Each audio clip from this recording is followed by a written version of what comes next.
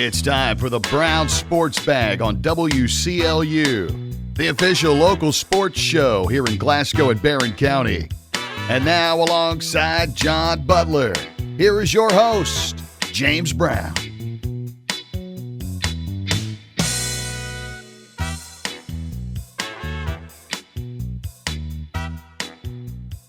Welcome back to the Brown Sports Bag this week. James Brown, John Butler here on WCLU. We're presented by McDonald's of Glasgow. And, you know, we're going to talk some football just right off the top because it's football season. And we're going to do something a little different today. We're also going to get into some MLB because we've not talked about Major League Baseball in, I don't know, a month or so. Long enough that the Reds aren't really in the hunt anymore. 2.5 out. Yeah, they're 2.5 out. 13 games. That's doable. Okay, we'll debate that later, John. Okay. All right, but on to high school football first. You know, the Glasgow Scotties opened the season with a decisive win over Clay County, Tennessee, and then their offense kind of struggled the next couple of weeks, and maybe it was the opponents and not the offense. Because they got well Friday night against Allen County. They got well in a couple of ways. One of them was something they have not done yet this year is they hit a big pass play to Jarek Martin. You know, I think it was a 53-yard touchdown pass. Hudson Gum was 7 of 8 passing. I think it was 177 yards. He threw some good passes. I thought he struggled a little bit the first 3 weeks, even though they scored a lot of points against Clay County. And it looked like that offense finally clicked. Now, obviously, Allen County's not as good as they have been in recent years, but nonetheless, even against a team that's struggling at the moment to hit the plays that you've hit, I think is a good sign for the Scotties, John. Yeah, sure. Two things can be true. Allen County is down. True. But offensively, Glasgow played better. True. Right. I mean, Jarek Martin, outside the first game, and maybe his first TD since the interception return. I believe so. He hit 3 receptions for 114 yards and a touchdown. One was a big, long one. Jalen Bradley continues to make big plays, 7 carries, 77 yards, and 2 touchdowns. And Hudson Gum, you know, very efficient, 7 out of 18, 179 through there. That's really good. A touchdown. He also ran for 2. Yeah. So, you know, they did what they had to, went over there. And, you know, coming off 2 fairly emotional games in Barren and Monroe, they went over there and took care of business against Allen County. Yeah, and their defense, you know, it's played well the whole season. Yes, and it was very good against Allen County. Allen County basically could do nobody's nothing. Put up well, I mean, I guess Barren has put up the most points. Yeah. Was that 8? Yeah, that's right. Okay. Yeah, it's 0, 3, 8, and 6 that's is right. what total is what the opponent has done against the Glasgow defense. And I'll be honest, I expected their offense to be good this year because we knew the players they had coming back. I mean, basically they've got their top offensive players coming back from last year. Yeah, and Coach Arnett is kind of a – you know, especially at one time, it was offense, you know, right. and things like that. You know, I know he's kind of done it all now, going to Boyle County, special teams and things like that. But really, he's kind of offensively, you know, he was at Monroe County, quarterback at Monroe County, I believe. Yep. So, but sometimes putting in a new system takes a while, too. Mm-hmm. Yeah, now, and so Glasgow's defense has been better than I expected it to be honest with you, because – even though they didn't really lose anything specifically, they did lose, I think, their leading tackler and their second leading tackler from last season, both of those guys playing linebacker. But nonetheless, I wasn't sure what their front was going to look like. And that's the part that I think has really impressed me is the guys on the defensive front have really played well and caused teams a lot of problems. I mean, we saw it going back, you know, Monroe, and we'll get to that in a little bit. I mean, they only put up 3 points against Glasgow. We know their offense is better than that. Correct. Barren only put up 8 points against Glasgow, and we suspect their offense is better than that. We'll talk about that here in a little bit. But nonetheless, they've been able to defend the opposition without really having to do anything tricky. I mean, basically, they've just lined up and played defense. And sometimes you have a good defense because you've got blitz packages or you got different schemes you're running in high school that'll, you know, make people to make mistakes, but really they're just lining up and playing defense, John. Yeah, they're playing well. Much more physical than I think some people expected and so forth. Now, I don't know if they faced an explosive offense maybe or not. not. I don't know. Maybe not. Monroe looked pretty competent Friday against Barren and so forth. I know Monroe's got a good team, and I think Barron's got a good team. So to really shut those two teams down is quite impressive. And one of the reasons why they're 4-0, and one of the reasons why I think by the end of the year they're going to be staring at 10-0 or 9-1 is because defensively they're really good. Yeah, and speaking of maybe not being challenged yet, they're going to play at Adair County this Friday, and Adair's offense has really struggled. Well, they've been challenged. I mean, I said that they've been challenged. Monroe and Barren, those games weren't blowouts. No. By any of the imagination, but there's still some teams on the schedule down the road that will give them a challenge. But I'll be honest with you, the way things are going right now, they would probably be the favorite against everybody they play. Yeah. They play at Adair this Friday. Adair's 1-3. That's a team that lost to Metcalfe County 8-7 a couple of weeks ago. They've not really been a point-scoring team, unlike the one they had last year. But, of course, everything that they had last year is gone, and their head coach is in Danville now. So it's Glasgow's first district game. Yeah, their first district game. I expect them to play well. I know there were some issues a couple years ago when they went to Adair, but all that system is kind of out and so forth, and I think Glasgow should handle their business Friday night. Yeah. Speaking of the Barren County-Monroe County game, Barren lost that game 21-14. They looked like they had a shot there in the fourth quarter to come back and at least tie the game. And I think Coach Meyer said in the postgame interview that if they had scored, they were going to go for two and try to just get the win. Yeah, I wasn't there. I was in Lexington watching my nephew play, but I did watch the film. That's one of the fastest games I've ever seen. Yeah. I mean, 21-14, and both teams did not have a lot of possessions, to be honest with you. It was very few penalties, which is the first – the first two games with Barren, there were a ton of penalties, but there were very few long possessions. Both teams had long possessions and so forth. And, it's one of those games where, Barron's 2-2 this year, and this time last year they're 4-0. Right. And really one of the differences is those 50-50 games. Yes. Those 50-50 games last year, Barren somehow they found a way to win those 50-50, and this year so far they've been on the other end of those. And I'm counting Glasgow 50-50 for a lot of the game. That game was close, right? And the same thing with Monroe. There, or play here or play there, but Monroe's a really good team, and Barren was in position. They got the ball on a turnover, a fumble, I believe. Yeah. In the fourth quarter, with about 4 minutes to go in the game, and Barren was driving it down the field and had it. 3rd and 4 from right around the 20 with about, a minute and a half to go, and was 1 yard short. And then on a quarterback sneak, which is a really safe play with right around the 20, Barren did not pick up the sneak, and that basically after that Monroe just took a knee and ended the game. But they were definitely in position to win. Yeah, I thought or to tie. Who knows? Yeah, it was going to be curious because I was thinking that at the time, what I just said about what Coach Meyer said to Jay Turner in the postgame, at the moment when they were driving down the field, I was like, I wonder if he's going to go for the win right here. Because I guess, the common theory is if you're on the road, you just go for that win. You know what I mean? That's what I've heard before from coaches. I don't really understand that, to be honest with you. What difference does it make? Home or road? I think it's just a feel thing, to be honest with you. Yeah, it probably is. Yeah, and it's a non-district game. You probably want to cut down as many possessions as possible. I wouldn't blame them for going for two. Yeah. If I'm the better team, if I know I'm better, then I don't know if I do that. Yeah.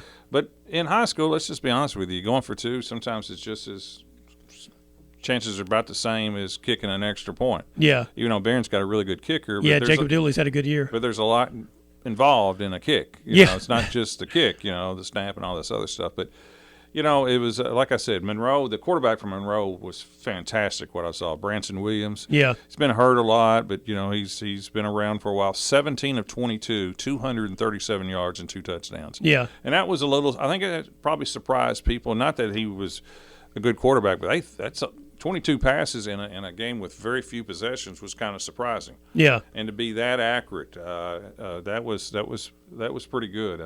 It was a little bit, as I was watching the game, I thought to myself, this is a little bit out of character from what we've seen very often from Monroe County football teams. Well, they've got the quarterback, and they've got some good receivers too. The Knuckles kid's a good receiver. They have some other guys who. Let me real quick. Reese Bartley, his touchdown. All right, the week before at Glasgow, he picked off 2 passes. So he plays offense and defense. The touchdown pass that he had, a reception that he had where Monroe went up 21-7, it was intended for someone else. He just broke on the ball I guess he was on a crossing pattern, but he just broke on the ball and he snatched it out of the air and went for the touchdown. And I think part of what happened was everybody on the field was surprised he was the one with the ball in his hands, because the pass, it was obvious the pass was not intended for him. And I think in a way that kind of set up the fact that he scored, is because he caught it in a way where the Barren defense was just not prepared for that to be the dude with the ball. You're supposed to, I'm sure people go, well, you need to go tackle him or whatever. But his momentum carried him right across the face of the defense in a way that really set up. And it looked like, if you were an observer of the game, you're thinking, well, dang, that was a brilliant play call. But you could tell whenever they scored, somebody said that pass wasn't intended for you.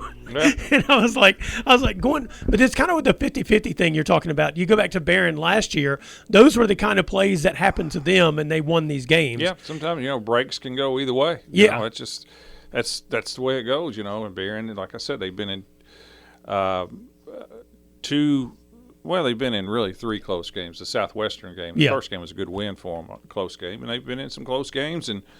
It's not the end of the world or a disgrace to lose to a good Glasgow and a good Monroe County team on the road, and both games being close. Right.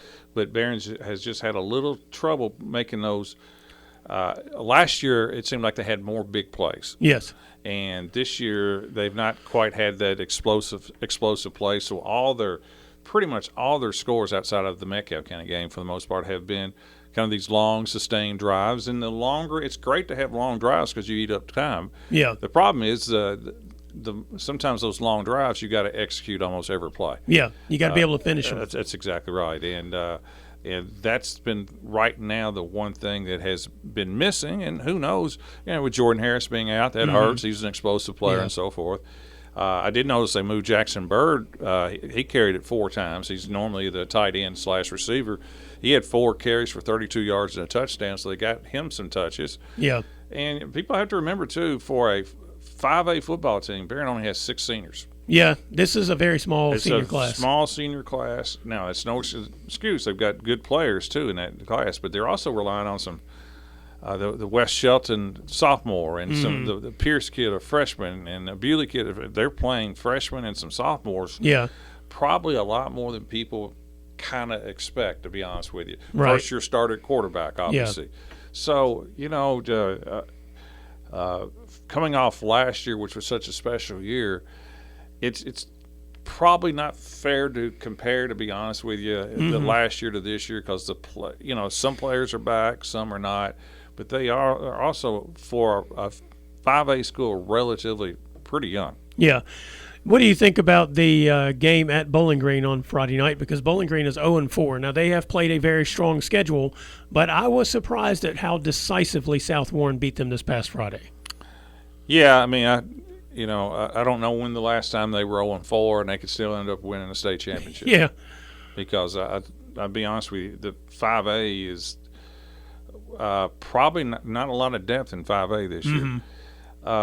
Yeah, they've had a ton of injuries. Their best player has been got hurt in the first game against Owensboro Catholic. The receiver. Yeah, was it Trevi Barber? Yeah, he's not played. Yeah. They're starting a freshman quarterback who's took over after the second game. And, they've lost to Scott County, a 6A power, and they've lost. South Warren is rated 3 in 6A now, right behind Trinity and St. X. Yeah. Lost to them, Owensboro Catholic, and St. X, number 2. So, I mean, sometimes your record is an indication of your schedule. That's just the way it is. Yeah.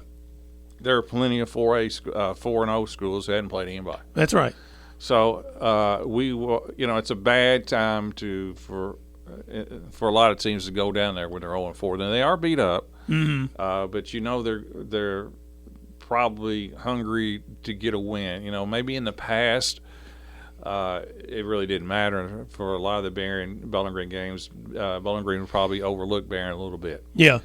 But they're probably not going to be overlooking them now. 0-4 district game, and Barron's after what Barren came off last year, that's probably got their attention a little bit more. So, yeah, it's not an easy time to go down there, and this is a game that Barren hadn't played in 8 years. Right, they hadn't been in their district.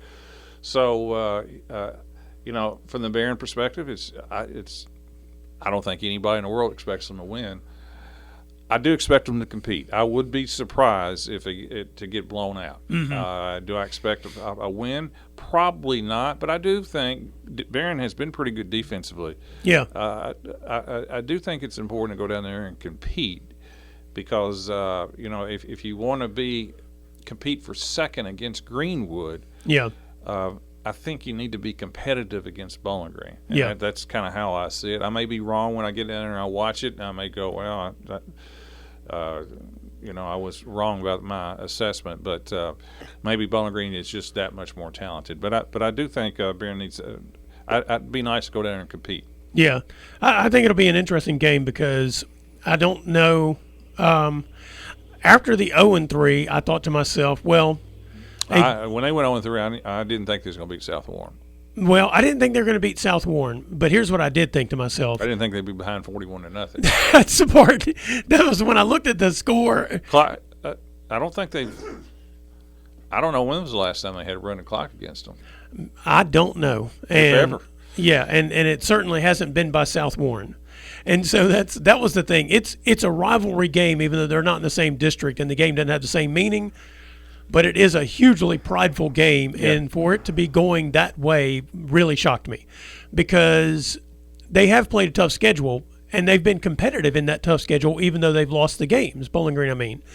They were not competitive in that game, and I don't think South Warren is necessarily better than St. X or Scott County. Or it's possible they could be a little bit wore down. Young teams, and they're young. Yeah.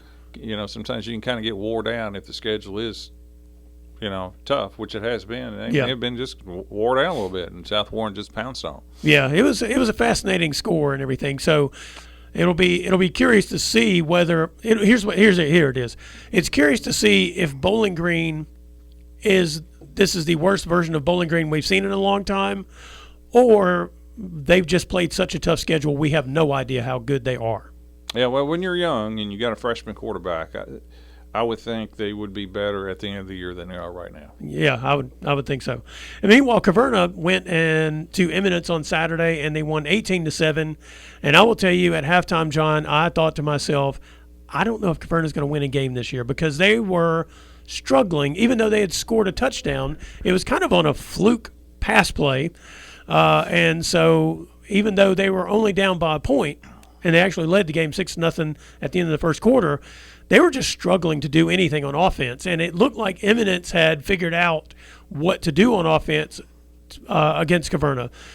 In the second half, though, the combination of the twins, Tyson and Kenyon Martin, they're going to do what they do on defense and offense. Eventually, they're going to make some plays. But they have some younger guys who are playing over there who started really, I thought, kind of woke up in the game. Like, they really started playing and playing well, and so it wasn't the Martin twins making every tackle. They had several other dudes making plays, and in the second half I thought, well, maybe they've actually figured some things out here because, I mean, everybody knows one of those twins is going to get the football, and you've got to try to run your offense away from them as best you can. But in recent years, there have been other people out there to help the twins out, and that's just not – it didn't look like that was the case this year in their first couple of games of the season. And those guys, I thought, played pretty well. Zandon Corn's one of them. He's one of the senior linemen.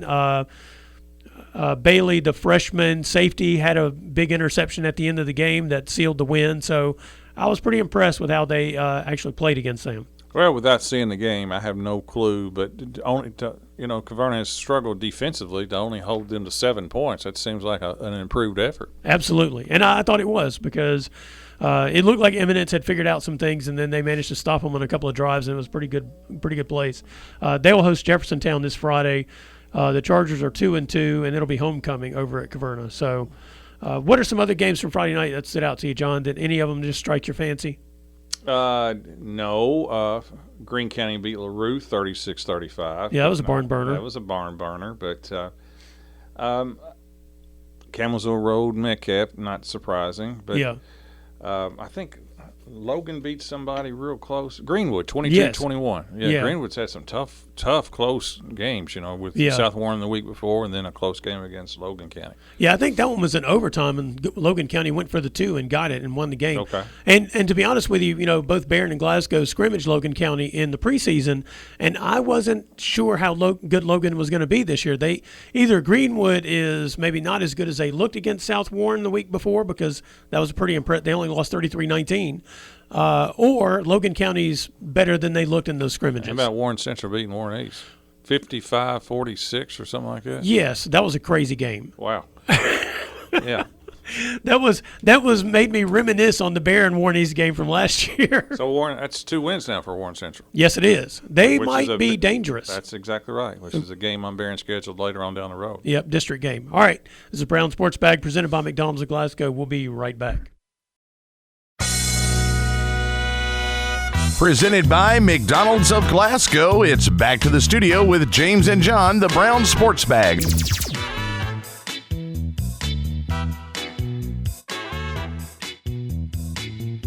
Welcome back to the Brown Sports Bag. This is James Brown, presented by McDonald's of Glasgow. I'm here with John Butler.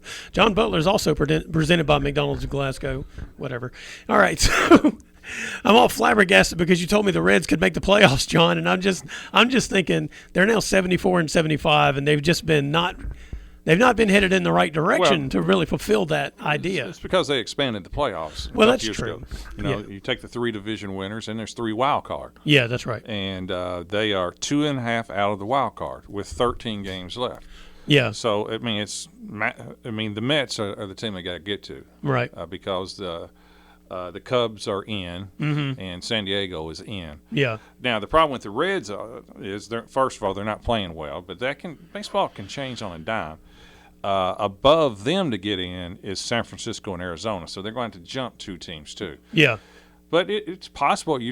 I've seen it in the past. Arizona got hot a couple years ago. Right now, Texas is on an incredible road to put themselves in position. San Francisco was dead out of it a month ago, and they won. Yeah. They won like 12 out of 13. So if the Reds can win, I don't know, 11 out of 13, 12 out of 13, and they're playing.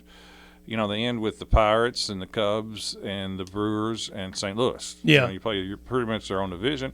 It's not.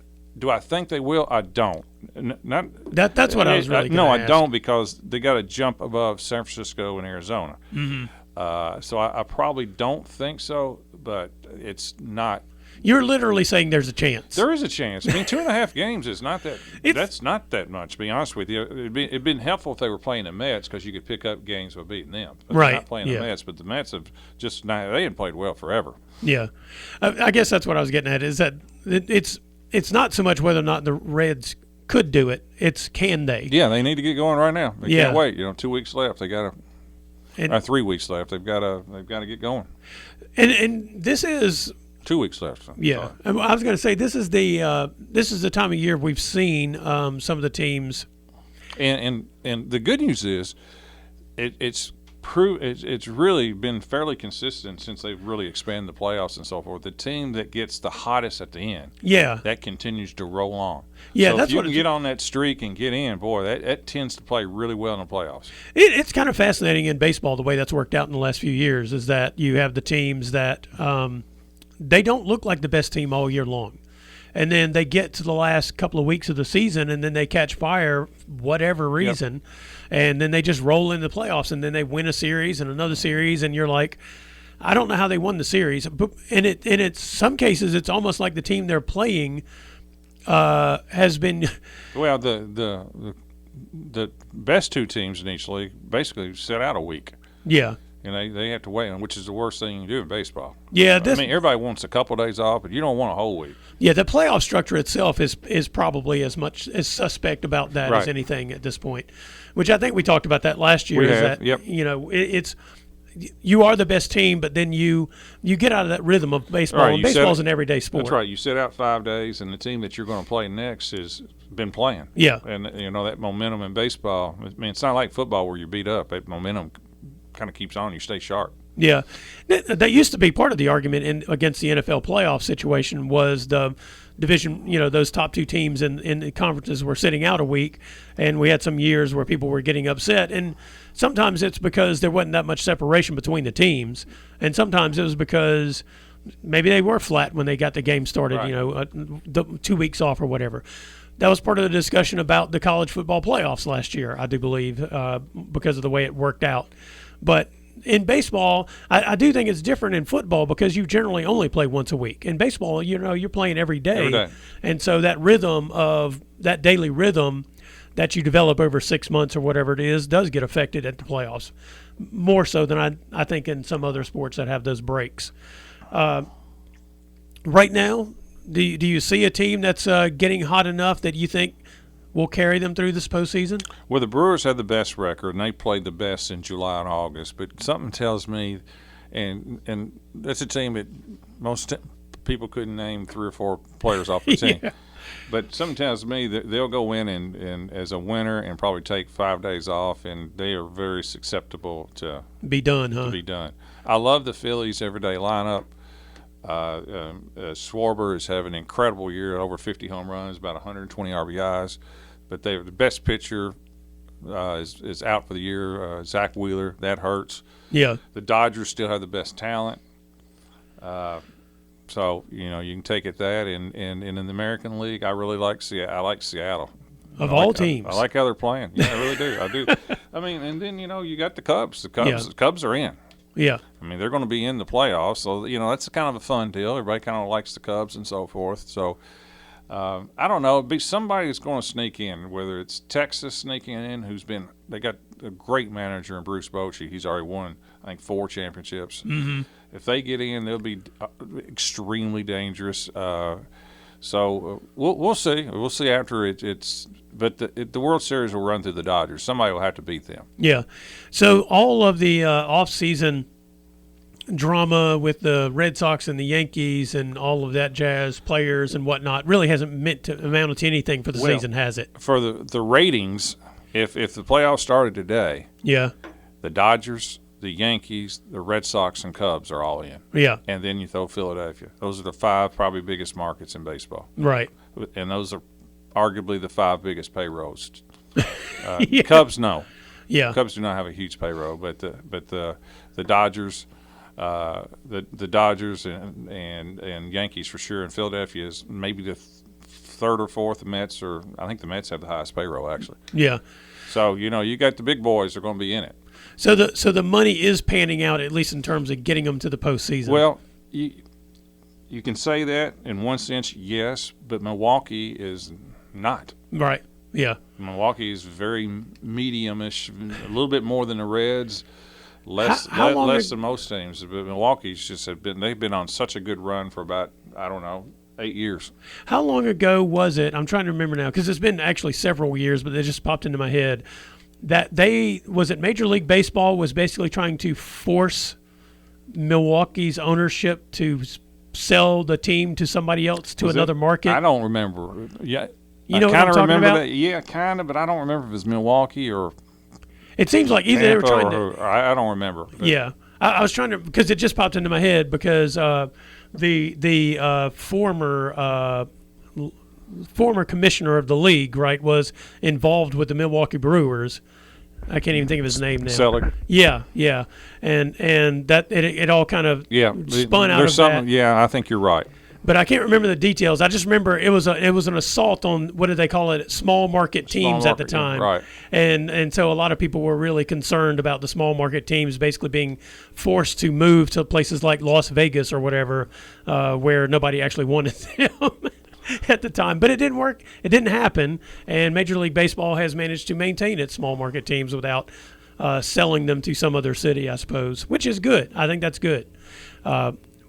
Ironically, small market is, a 1 million people. Well, a small market is what you spend. Yeah, you can be in a big market, big population, but it's what the owners spend. Yeah. Is kind of what it's considered. Yeah, that's it's right. Yeah, people think of it as the TV audience, but it's really what the owners are willing to spend. That's what it comes down to. That's right. All right. Well, this is Brown Sports Bag presented by McDonald's of Glasgow. This has been your finance talk when it comes to baseball. We'll be right back. Presented by McDonald's of Glasgow, it's back to the studio with James and John, the Brown Sports Bag.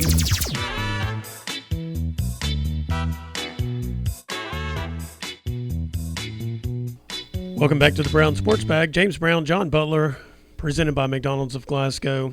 We're going to talk some college football, but really WKU and Louisville took the weekend off. So we're going to actually maybe talk more about Cutter Boley finally starting for Kentucky, and he looked all right, John. He looked all right. Yeah, I mean, he did. I mean, he had a great opponent to play against. Eastern Michigan is considered one in the bottom of the bottom right now this year. They scored their first point of the first quarter against Kentucky this year. Yeah. And that's game 3 of the season for them, and they had not scored in the first quarter of their first 2 games. But he played good. He threw a couple touchdown passes. I think he threw for a little bit more than 200 yards. So yeah, very, very.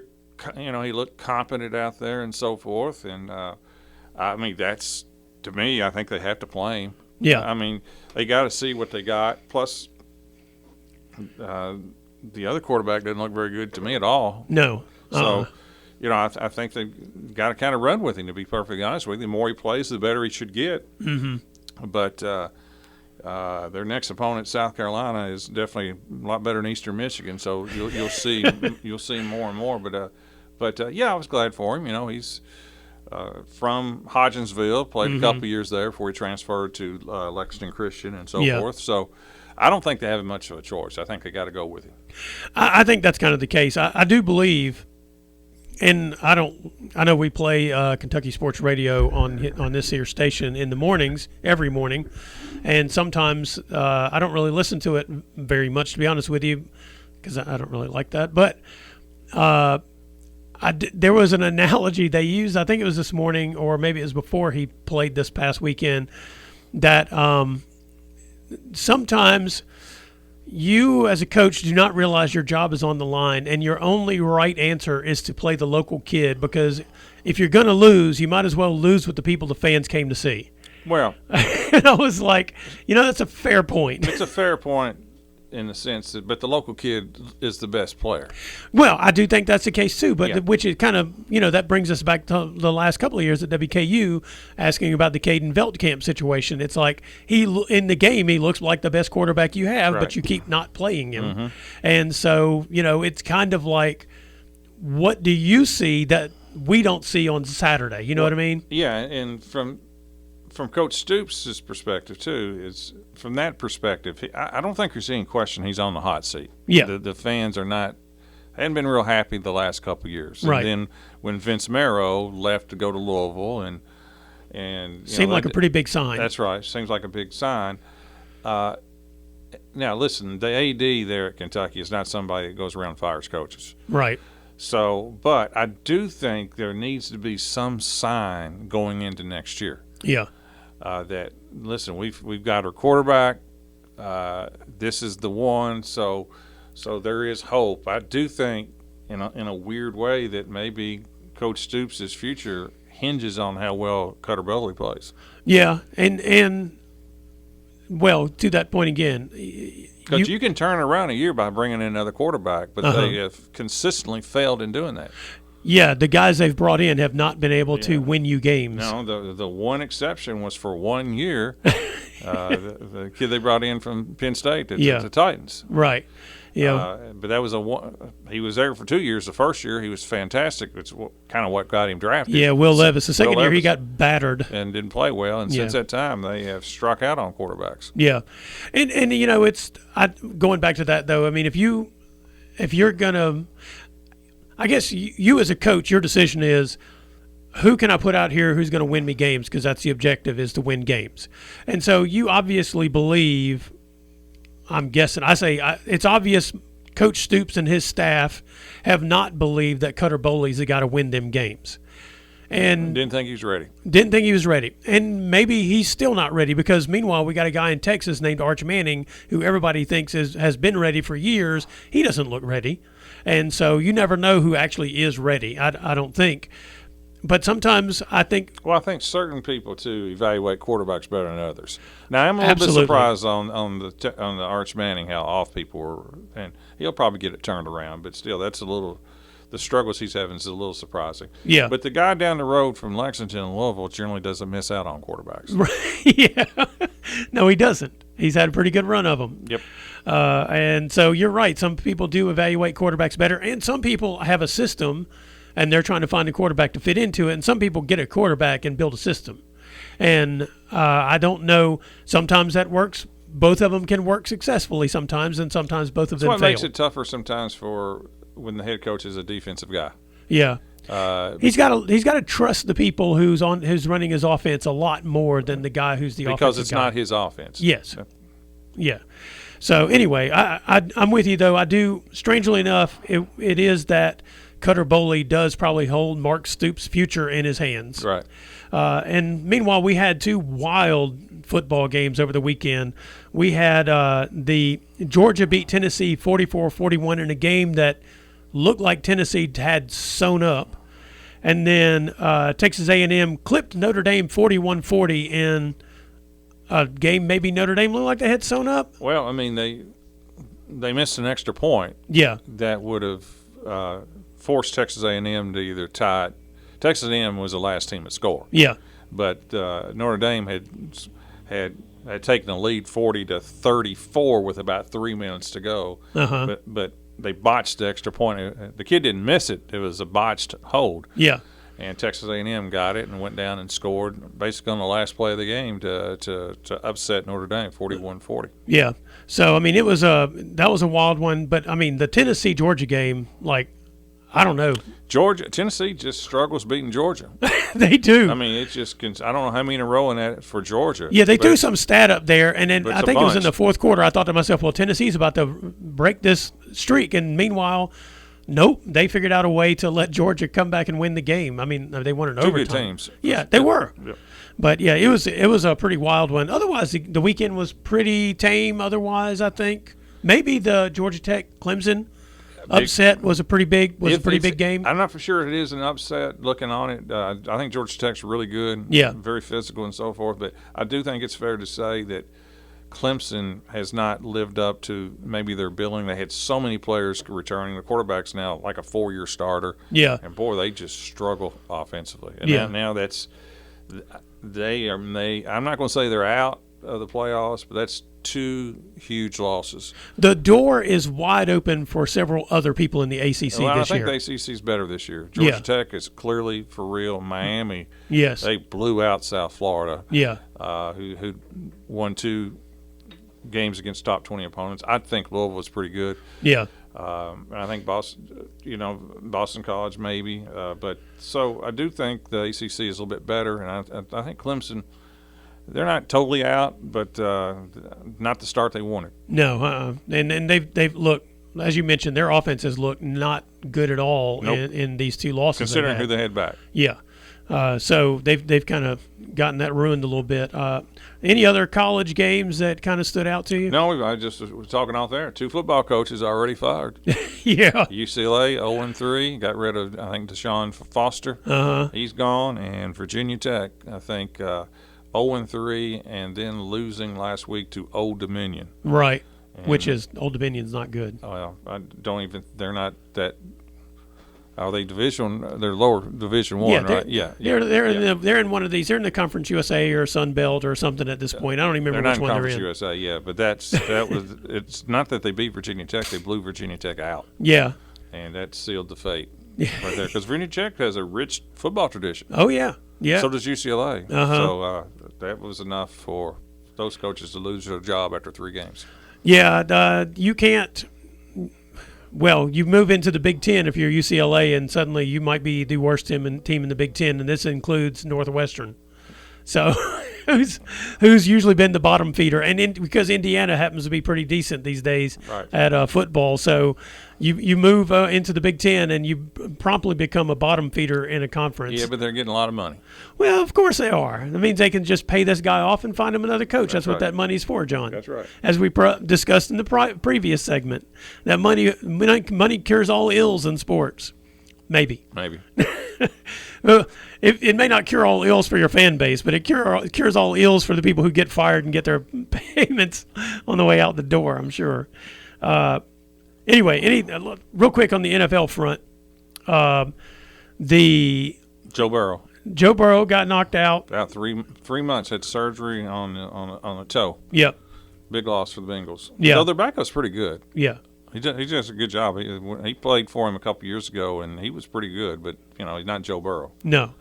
And then the Chiefs are 0-2 after they lost to the Eagles, and their offense does not look good. Well, their top two receivers are out, but they don't look the same. Their top two receivers are hurt or out, and Travis Kelce's aged, and of course they lost the Chargers in Brazil, and then losing to Philadelphia is not a disgrace either. So they're not totally lost, but they don't quite have the same zip that they have in the past. I do think that's fair. They do not look as good as the Ravens and the Bills. And the Packers. That's right.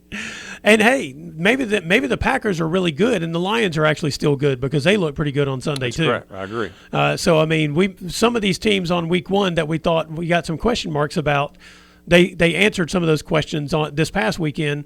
The Chiefs were not one of them. No. And as long as Worthy won't be back, he's out for 6 games. No, Rice is out. Rice, for 6. I'm sorry, Rice is out for 6 games. Worthy may be back next week, but he's got a separated shoulder. He's going to be playing a brace, so that's not quite the same. Yeah, so I mean, we don't know, but right now they don't look like the same team. They don't. Well, I think that's fair. Yeah, and right now, last year they were winning these games. They were winning these kinds of games. They're losing this year, and sometimes, like we were talking about in the first segment, sometimes everything goes your way one year, and the next year it doesn't all go your way. Right, I agree. And so we'll see how it holds up. But right now, the Bills, Packers, Ravens, they all look really good. And in their game against Philadelphia, it ended in such an exciting way with 3 straight quarterback. What's it called? The tuck rule? I mean, no. Tush push. Yes. Sorry. The tush push. Yeah. 3 straight. Yeah. That's such an exciting way to end a game. It is the 1930s all over again when everybody ran the wedge offense. And it's clearly Philadelphia jumped off sides a couple times on the touchdown. Officials can't see the play. It's hard to administer, too. Yeah, right. So we'll see. They voted last year, and we'll see if the momentum continues. But they've definitely got a patent on that play. Nobody else runs it that good. No, and look, it's a killer for the fans because it's not fun to watch that football. No. That's the reason people started allowing the forward pass back in the 1930s. Yep, and rugby doesn't have a great following. No, it doesn't. All right, this is Brown Sports Bag presented by McDonald's of Glasgow. We'll be right back. Presented by McDonald's of Glasgow, it's back to the studio with James and John, the Brown Sports Bag.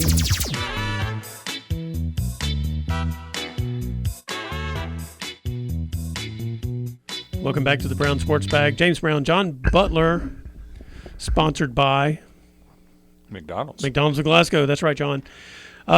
Congratulations to Jay Turner. He is the Kentucky Sportscaster of the Year. Well deserved. Yeah, the voice of the Trojans. He kind of pulled that. There's a little secret right there. I didn't know about it. Had no idea. The awards were given out last night. Yep. So up in Owensboro. Right. Yep. And our own Will Perkins, who handles like the video work for Glasgow for the Scottish Channel, was also the Broadcaster Rookie of the Year. So he just came to work here, 8 or 9 months ago, and so now he's like out here doing all kinds of work. He also does the noon news for us. And then Ben McCarty, he does the Trader every day on our sister station, Willie, and he won an award for a commercial of the year. So congratulations to all of our folks who went up to Owensboro. And Jay's put in, golly, probably 40 years or more. Yeah, he's been at it for a while. Yeah, does a great job. Of course, I've been with him a lot.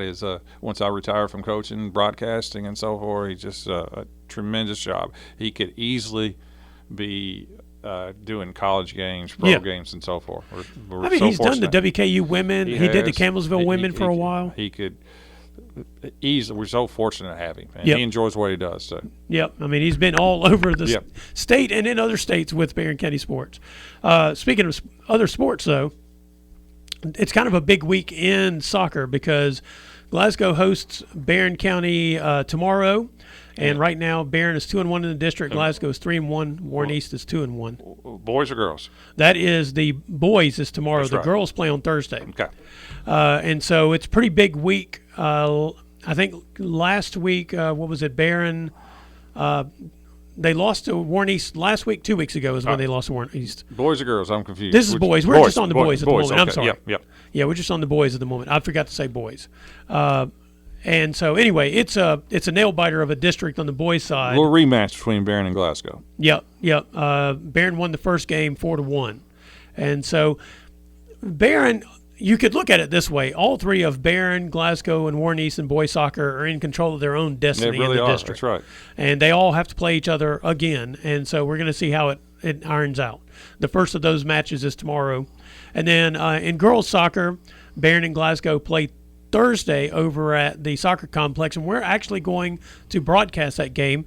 We're going to have Augie Brown and Spencer Steenbergen on the broadcast.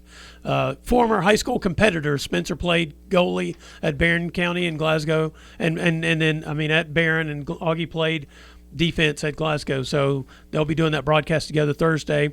And in that, right now, Glasgow is 4-1 in the district, even though they lost to East 2 weeks ago. And then last week, East beat Barren. So Barren's girls are 2-2 in the district, and East is 3-2 in the district. And it's also still open. It is. It's basically Glasgow controls their own destiny. Yep. They beat Barren on Thursday. They're going to be the 1 seed. But if Barren pulls off that win, then we're going to have who knows how it'll work out. Because Barren and East still have a game to play against each other. And then in other news, You still have Allen. Yeah. Who's not terrible in Yeah, girls. you know what? Those games have been really close. That's correct. They're not going to be an easy out. That's right. And then Chloe Witcher finished tied for 14th in the girls' All-State Golf Tournament this past weekend.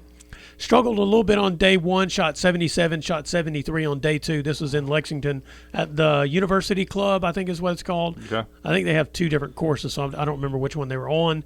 But yeah, you have to get enough points to qualify. You have to play in qualified tournaments, get enough points so that you can go play in this All-State tournament. Trinity Beth won. She shot 12 under for the tournament, John. Wow. From Marshall County. Yes. Wow. On fire. And then Madison Glisson from Ballard Memorial, I think, finished at 6 under for the tournament. There were several just outstanding rounds over those 2 days. But I saw that it said 12 under for Trinity Beth, and this is somebody Chloe Witcher has competed against and I think beat in a couple of tournaments this year.